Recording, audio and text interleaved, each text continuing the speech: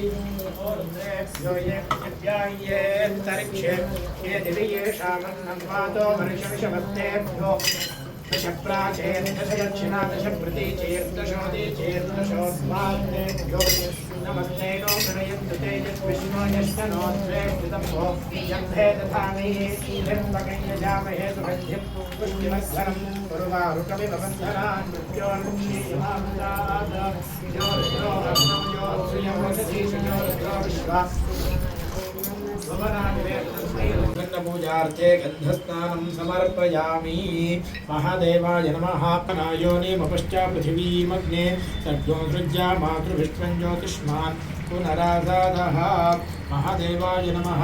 प्रसन्न पूजार्थे करुणावतारं संसारसारं भुजगेन्द्रहारं सदा वसन्तं हृदयारविन्दे भवं भवामि सहितं नमामि भवं भवामि सहितं नमामि।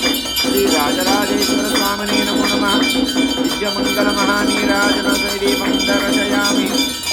नमः पार्वतीपते हर हर हर महादेव।